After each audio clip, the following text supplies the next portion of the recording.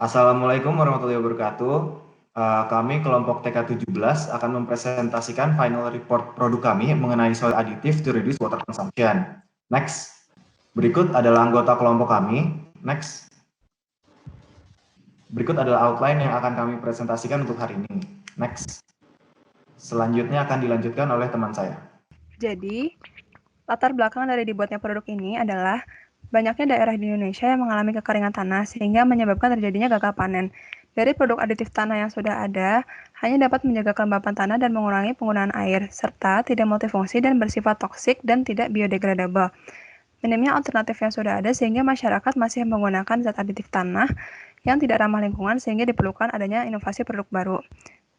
Selanjutnya akan dijelaskan oleh teman saya. Nah, jadi untuk tanah dan yang komponennya itu adalah tanah itu tercipta dari beberapa faktor, yaitu bisa dari pengaruh lingkungan, lalu adanya pergerakan tanah, dan organisme-organisme hidup. Nah, jadi tanah ini terdiri dari 50% padatan, lalu 49-50% gas dan air, dan 1% mikroorganisme. Next. Nah, lalu untuk jenis-jenis tanahnya ini ada 6 jenis, yaitu ada sandy soils, silly soils, chalky soils, clay soils, peaty soils, dan loamy soils. Nah, jadi jenis-jenis tanah ini ya punya perbedaan dari ukuran partikel dan ya kemampuan mereka untuk menahan airnya. Next. Nah, lalu untuk absorpsi sendiri adalah suatu proses yang di mana ya terjadi perpindahan suatu zat dari suatu fase ya ke dalam suatu fase yang lain. Nah, ada dua jenis absorpsi, yaitu absorpsi fisika dan absorpsi kimia. Kalau absorpsi fisik, itu terjadi perpindahan massa antara gas dan cairan, dan gas berdifusi kepada cairan. Dan lalu untuk absorpsi kimia, itu adalah proses antara zat yang terabsorpsi dan zat yang diabsorpsi. Next. Lalu ya, untuk hidrogel, jadi hidrogel ini adalah suatu polimer yang berbentuk gel koloid dan air sebagai medium pendispersinya. Nah, jadi hidrogel ini dia terbentuk dari reaksi silang dari rantai-rantai polimer yang bersifat hidrofilik. Nah, untuk kandungan dari hidrogel sendiri ini bisa terbentuk dari polyvinyl alkohol, sodium polyacrylate, acrylate polymers, dan copolymers. Nah, saat hidrogel ini bersentuhan dengan air, atom-atom hidrogen ini akan keluar jadi ion-ion positif. Lalu ion-ion negatif yang tertinggal di rantai polimer ini akan saling tolak-menolak dan memaksa hidrogel ya untuk terbuka sehingga air bisa terabsorpsi di dalam hidrogel. Ya, dan konsep seleksi akan dijelaskan oleh teman saya. Jadi pemilihan konsep dimulai dengan menggabungkan konsep yang sudah ada dengan konsep yang baru seperti pada gambar berikut. Next. Dari penggabungan konsep tadi diperoleh 240 konsep dari tahap sebelumnya yang kemudian dilakukan seleksi konsep dengan metode RVF. Dan diperoleh 32 konsep yang accepted atau diterima. 32 konsep ini kemudian di screening dengan 7 parameter dan di rating plus, minus, dan 0 daripada konsep referensi. Sehingga diperoleh 8 konsep dengan total nilai rating tertinggi.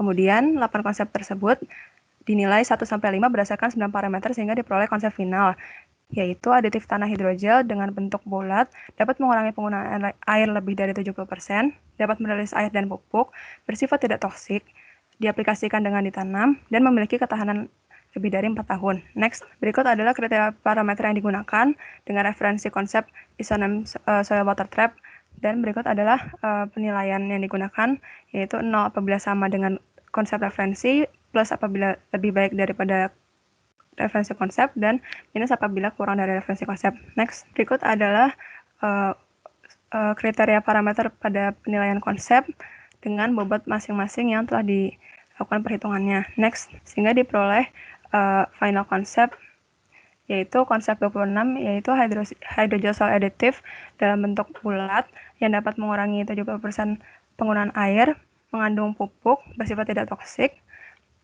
diaplikasikan dengan ditanam dan memiliki ketahanan lebih dari 4 tahun. Selanjutnya akan dijelaskan oleh teman saya. Selanjutnya final specification. Yang pertama, hidrogel ini digunakan untuk mereduce penggunaan air.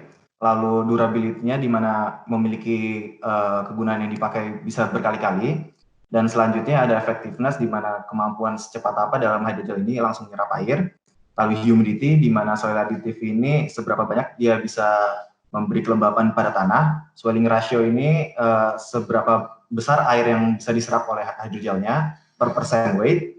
Fertilizer ini berarti additional tambahan aja supaya hydrogel kami memiliki fungsi lain, yaitu sebagai fertilizer, dan strength kekuatan dari hydrogel kami, dan non-toxic dan biodegradable ini karena pencampuran antara part monomer natural dan monomer, dan harganya yang lebih bersaing dibanding produk lain. Next. Oke, yang berikutnya adalah produk composition.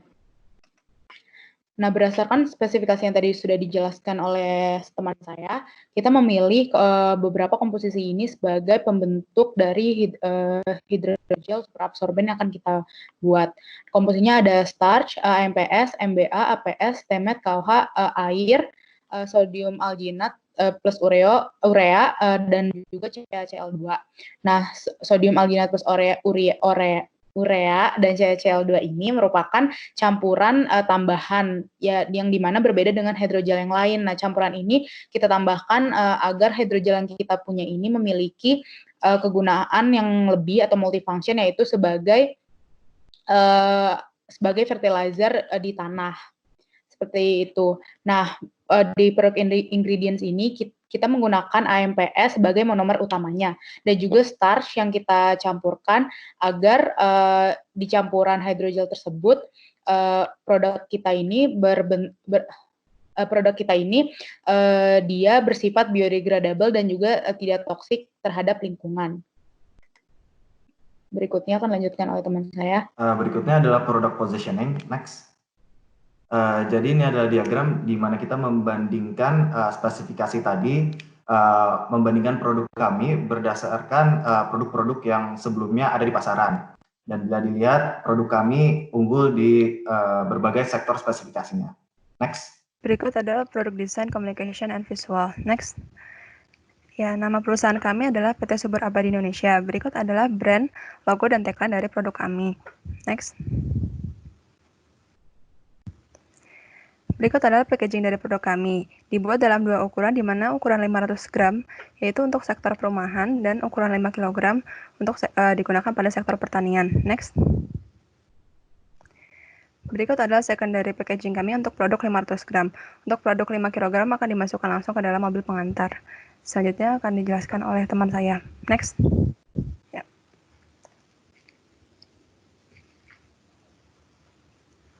Silakan, Volia. Selanjutnya saya akan menjelaskan production process dari pembuatan hydrogel kami. Yang pertama ada proses mixing. Bahan utama yaitu starch dicampurkan dengan air pada suhu ruang menjadi campuran homogen. Selanjutnya gelatinasi dengan pemberian panas yang bertujuan untuk memecahkan ikatan intermolekul starch sehingga larut dalam air yang berperan sebagai plasticizer. Selanjutnya proses grafting untuk meningkatkan sifat mekanik dari hydrogel kami di mana membentuk ikatan kovalen pada proses ini. AMPS sebagai monomer pada pati, TMAT dan APS sebagai inisiator dan koinisiator, MBA sebagai penghubung silang agen. Selanjutnya proses saponifikasi. Proses ini menggunakan KOH yang mempengaruhi tingkat absorbansi dari hydrogel, di mana proses ini pada suhu 90 derajat Celcius selama 30 menit untuk mencapai kondisi maksimum yang diinginkan. Selanjutnya, washing dengan menggunakan alkohol. Tegangan permukaan yang rendah dari alkohol mencegah struktur hydrogel untuk rusak pada langkah selanjutnya, yaitu proses pengeringan. Proses pengeringan dilakukan selama 2 jam. Dan next, selanjutnya adalah proses produksi hydrogel untuk menambahkan fertilizer, mixing dengan penambahan fertilizer, yaitu urea, di mana urea memiliki unsur nitrogen untuk mempromosikan pertumbuhan berdaun hijau dan membuat tanaman terlihat subur. Selanjutnya dilanjutkan dengan proses dripping pada crosslink agent CaCl2. Crosslink adalah ikatan yang menghubungkan satu rantai polimer dengan yang lain, di mana hasil mixing diteteskan dalam CaCl2 yang digunakan untuk menjebak pupuk dan menghasilkan hidrogel berbentuk bulat. Selanjutnya proses vacuum drying, di mana proses vacuum drying dilakukan untuk menghasilkan unsaturated hydrogel yang dijual, yang kemudian akan masuk pada proses packing, dan di mana proses ini dikemas dalam plastik dan sudah kita lihat sebelumnya dan didistribusikan di dalam kemasan karton. Selanjutnya akan dilanjutkan oleh teman saya. Selanjutnya ada production capacity, di mana kita menghitung berapa banyak produk yang kita mau produksi. Pertama, kita lihat dari populasi di Indonesia sendiri, terdapat kenaikan sebesar 1,28%, di mana bila populasi bertambah, maka kebutuhan untuk pangan juga bertambah sebanyak 1,3%. Next. Sehingga bila kebutuhan pangan bertambah, otomatis suplai pangan juga harus bertambah, sehingga komoditas target kami adalah untuk tanaman hortikultura yang bisa tertera di tabel berikut. Dan bila dijumlahkan, bisa dilihat total lahan yang dibutuhkan per year-nya, yang saya ambil dari publikasi dari Setjen Pertanian. Jadi dari BPS tersebut, kami juga menargetkan untuk setidaknya memenuhi kebutuhan dari Jawa Barat, di mana kalau kita lihat itu sekitar 161.776 hektar per tahun, di mana itu sekitar 14,65% dari kebutuhan di Indonesia. Jadi bila dihitung 14,65% ini, kita membutuhkan 161,776 hektar per tahun. Sehingga kira-kira bila 1 hektar ini dibutuhkan 5 kg hidrogel, maka kita membutuhkan sekitar 880 kg per tahunnya. Next. Selanjutnya akan dilanjutkan oleh teman saya. Nah, jadi untuk lokasi pabrik kami, kita akan mendirikan pabrik di daerah Karawang, Jawa Barat, yaitu di Jalan Permata Raya 6. Nah, jadi lokasi ini kami pilih karena lokasi ini merupakan suatu kawasan industri yang cukup ramai, lalu dekat dengan PT Pupuk Kujang ya sebagai supplier pupuk kami, dan dekat dengan sumber daya yang bisa digunakan di pabrik kami. Next. Lalu ini untuk plan layout-nya. Jadi untuk layout ini kita dapat membagi jadi 2 area, yaitu ada area kantor dan area pabrik. Jadi di area pabrik ini terdapat gudang material, lalu ada ruang kontrol dan ruang quality control, dan ruang produksinya sendiri. Next. Lalu akan dijelaskan oleh teman saya. Jadi selanjutnya adalah supply chain dan inventory. Next.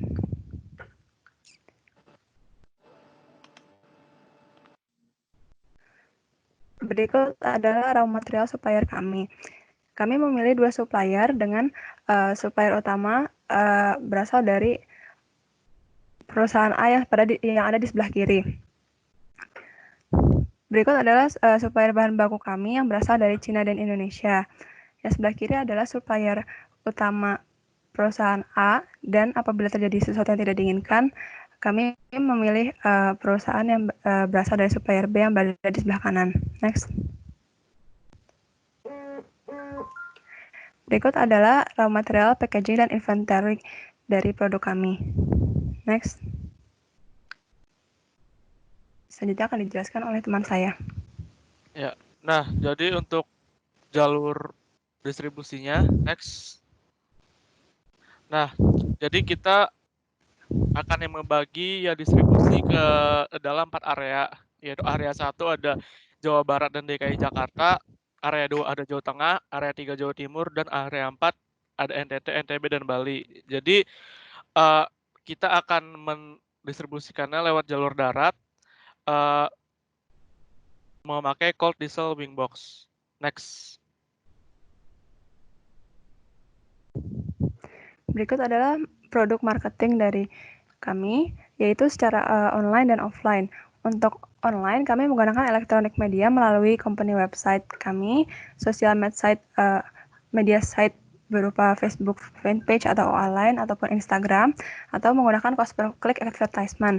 Sementara untuk offline marketing strategi kami menggunakan printed media, brosur, display media, atau melalui stakeholder kami, di mana printed media ini juga dapat disebarkan pada saat kami melakukan kampanye saat berkunjung pada farmer dan para penjual produk kami, atau melalui Agricultural Expo.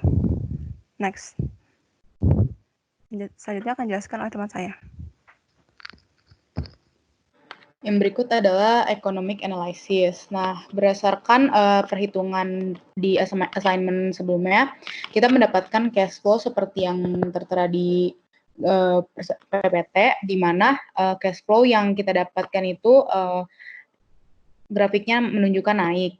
Nah, pada tahun pertama kita tidak langsung menjual dengan persentase yang besar. Pertama-tama kita menjual dengan persentase 40%, dan di tahun kedua naik 15%, dan tahun keempat naik 10%, di mana setiap tahunnya mengalami kenaikan persentase. Dan di tahun yang terakhir kita kita akan menjual sebesar 90%. Nah, untuk product price, kita menentukan berdasarkan perhitungan yang sudah dikalkulasi menggunakan Excel, di mana minimum price yang kita dapat adalah Rp66.964, di mana kita menentukan profit margin yang ingin kita dapatkan adalah 0,12 atau 0,12%, di mana harganya, maksud saya 12%, di mana harga yang kita tentukan sehingga mendapatkan adjusted product price yaitu 75.000. Lalu berikut adalah cost breakdown dari hasil perhitungan yang sudah kita tetapkan, yaitu paling besar cost yang akan kita keluarkan adalah dari capital investment dan juga raw material. Nah, untuk WAC atau weighted average cost capital, kita mendapatkan di angka 3,3%. Kita menggunakan angka 3,3%, dan juga bank interest rate yang kita gunakan adalah BNI, dan interest rate-nya adalah 11% dengan asumsi. Nah, berdasarkan perhitungan economic analysis, kita mendapatkan bahwa Hydrosorb ini sangat bisa diandalkan dan bisa menghasilkan keuntungan yang besar. Dan juga berdasarkan IRR dan MAR, yaitu perusahaan ini sangat feasible dan acceptable untuk membentuk perusahaan ke depannya. Nah, untuk break even point, kita dapat mendapatkan break even point pada tahun 1,67 atau mendekati 2 tahun, di mana yaitu produksi yang berjalan 610 hari dan menghasilkan dan harus memproduksi produk sebanyak 215.000. Lalu conclusion akan dijelaskan teman saya. Ya, selanjutnya saya akan menjelaskan tentang konklusi dari kami, yaitu Hydrosorb adalah hidrogel yang dapat mengurangi lebih dari 70% penggunaan air, mengandung pupuk, tidak beracun, diaplikasikan dengan penanaman, dan memiliki daya tahan lebih dari 4 tahun dari PT Subur Abadi Indonesia dengan tagline cara terbaik menanam tanaman Anda. Bahan utamanya adalah starch, AMPS, MBA, APS, TEMET, KOH, water, and fertilizer. Alat yang digunakan adalah mixing tank, water tank, vacuum dryer, mesin packaging. Untuk proses manufacturing-nya ada mixing, gelatinization, grafting, and crossling, saponification, washing, vacuum drying, mixing, SAP with fertilizer, dripping, vacuum drying, dan packaging. Waktunya yang dibutuhkan selama 18 jam dan hadir dalam ukuran 500 gram dan 50 gram. Selanjutnya adalah berada di daerah Kabupaten Karawang dengan luas 7.000 meter kuadrat dan menghasilkan produk 3.235 kg per hari. Selanjutnya, produk ini didistribusi ke 4 daerah, yaitu DKI Jakarta dan Jawa Barat, Jawa Tengah, Jawa Timur, dan NTB, NTT, dan Bali. Segmentasi pasar Hydrosorb dibagi menjadi 2 segmen, yaitu petani nasional dan rumah tangga. Anggaran per tahun sebesar 32 miliar, harga jual minimal sebesar 66.900, namun kami menjual sebesar 75.000 per 500 gram dengan keuntungan 12% dari harga minimal. ROI mencapai 81% dengan payback period selama 1,67 tahun atau 610 hari, dan break even point produk sebesar 237.110. IRR sebesar 76,38%, lebih tinggi dari MAR yaitu 3,3%, sehingga proyek ini sangat menarik dan menguntungkan untuk investor dengan NPV sebesar 159 miliar. Berikut adalah presentasi dari kami. Terima kasih. Wassalamualaikum warahmatullahi wabarakatuh.